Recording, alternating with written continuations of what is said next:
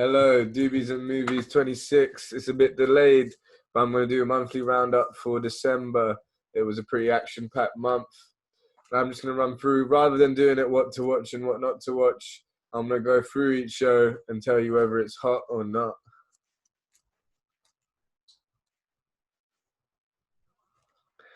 Good idea.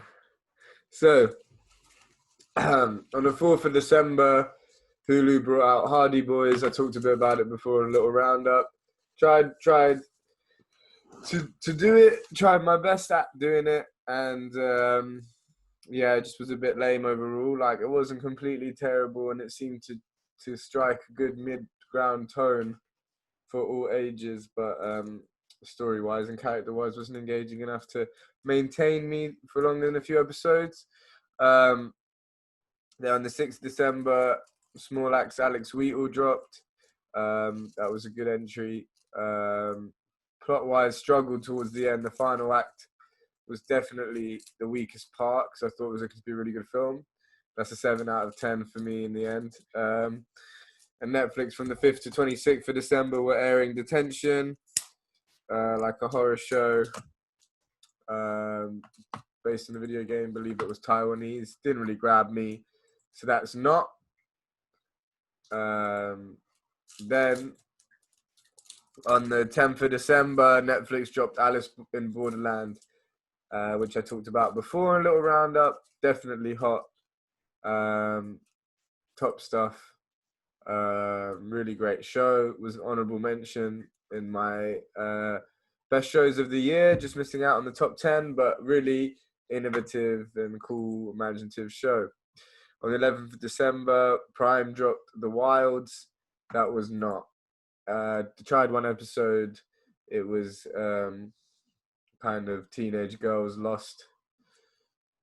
It wasn't even like the idea. The idea has potential and the premise has potential. It's quite an easy clickbait one, but you can still do a lot with it. It just felt like they were just too bogged down in the melodrama of it all. On the 13th of December, we got the final Small Axe entry, Education, which I thought was a stronger one, the strongest since Mangrove, not as strong as Mangrove, just had a bit more of a human touch than the other Small Axes, but I wanted to do one for Small Axe, but it fell through.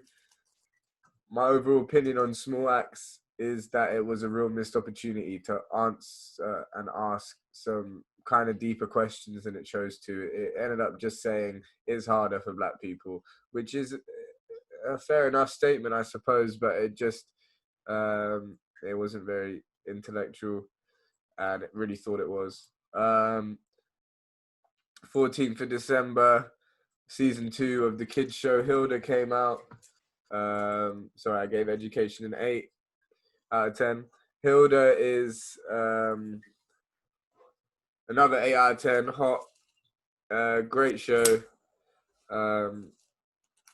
Not as strong as season 1. I wrote in my review. Some of the magic was lost, but they had some really good concepts, and I think it's a bit harsh when I say that. I just have such a high regard for the first season of Hilda. But it's such a lovable show. I really hope it gets renewed for season 3. It would be a real shame to lose Hilda. Where are we at now? On the 17th of December, we got the conclusion of The Flight Attendant, another show that ended up in my honorable mentions. So definitely hot. I gave it an 8 out of 10 in the end. Honorable mention just outside of my top 10 for 2020. A real cool, subversive, fun thriller. I recommend that to anyone.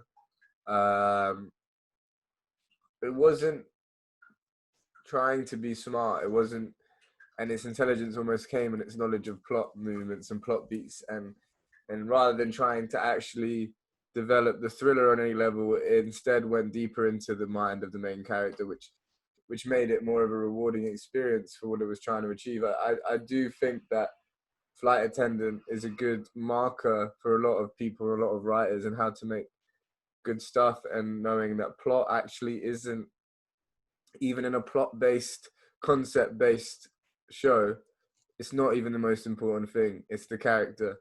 Or you don't need to only put your eggs in one basket with the plot. You don't have to, as long as you got something up your sleeves with the character. So yeah, I think that's definitely something that's hot and worth watching. It's also concluding the day after on the 18th of December, the season 2 of Mandalorian. Also another of my honorable mentions for the year. So it was quite a lot of good shows in this period of time. It was a big improvement on season 1. With longer episodes, longer seasons, like I've said many times now, it could become something even stronger. I do think it's bogged down sometimes by its lack of narrative ambition, even though it does have a lot and showed a lot this season. As I wrote in my review, I think its biggest achievement was making that universe fun again and a place we want to visit again. And so I have to give it a lot for that. It's an 8 out of 10. On the same day, Netflix dropped Sweet Home, another one of these monster series, and I couldn't really get past that much of it. It just, again, didn't engage me, so that's not. And then 20th of December, the conclusion of BBC's His Dark Materials, which last month, round up November, I put it in the what to watch or the now hot category, but I don't know. I did that out of real hope, and because the episode just at the end of the month was a little bit stronger. But what an awful end to that season. If it wasn't for my pre-existing connection to the books, that show would be on the loud pile. I really hope it gets better, but I don't have much belief. But I really wouldn't recommend getting on that. And then on Christmas Day, we had 2 big films come out: Soul and reading the wrong thing. Soul and Wonder Woman. Soul was hot. Film of the year, 10 out of 10 for me. Beautiful, moving film. We did a Doobies and movies on this, me and Steve, where we go into more details. Definitely check that out. We talk about how Soul affected us in our favorite moments. But yeah, that's a 10 out of 10 for me. Wonder Woman, 1984. There's also Doobies and movies, me and Javan go deep into that and how much we hated that film. 3 out of 10 for me. Really don't bother with that. There's no action for an hour 45. It's becoming a quote of mine. And yeah, I really think you should stay away from that one.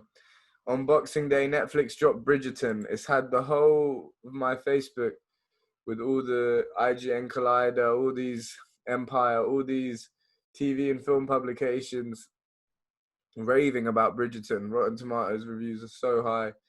It just felt like kind of Downton Abbey porn, and yeah, maybe some things go over my head and they're not for me, but not don't bother with that. I can get past 20 minutes. And then on New Year's Eve, we had the final ever season of Sabrina, and yeah, that was hot, and I recommend doing that show, but there is just this feeling of real untapped potential with it, and I do understand why Netflix cancelled it. And as good as the season was in major parts, a lot of really strong episodes, it didn't end too great for what's the ending of a whole series, and they just didn't add new dynamics or characters really since the original characters that were as interesting as the original characters, and it never felt like it had to get better from its first couple seasons, and instead it got worse. And I think that as good as the main characters and actors in the world was that they created, it demanded more from them and more commitment, and I think they gave it, which is why I think Netflix cancelled it in the end.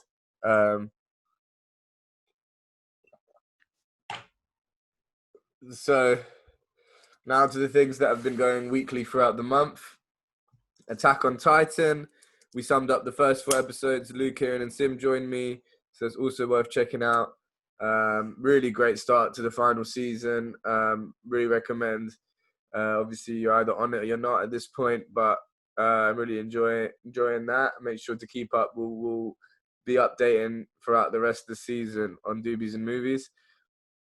There's three shows that I wouldn't necessarily say are hot, and I wouldn't necessarily say are not, because I haven't loud piled them, and I still vaguely am invested, but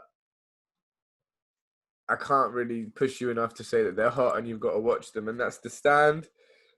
I've only seen the first episode. The reviews aren't great, but I didn't think it was that bad, the first episode. I'm probably going to try it the next one. Stephen King's adaptation, The Stand, with a lot of famous people in it. James Marsden, Whoopi Goldberg, fucking Amber Heard, somehow still getting roles. That was someone else famous in it. And then there's Your Honor, which I've talked about a couple times. Bryan Cranston's new series with Michael Stuhlbarg and Isaiah Whitlock Jr. and Carmen Ejogo. Really big cast for a show that's very underwhelming.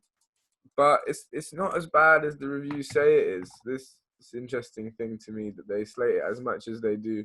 It's not engaging enough, and it's quite basic, but it has elements there. It still asks some questions. It still has some moral elements to it. It's not completely one note, and it's acted well. And then Power Book 2, Ghost, which I just wrote a written review on. It's not. I mean, I should really put it in the not, but Method Man, Mary J. Blige, and just being part of that universe again means I'm gonna just keep watching this show, and there's too many bits that I enjoy. I just want the show to do more for Tariq as a character, to make him more interesting and make me root for him. It just finished, but it finished in January, so I'll talk about the finale at the end of the month. But that's it for me. December was a big month. January is going to be an even bigger one.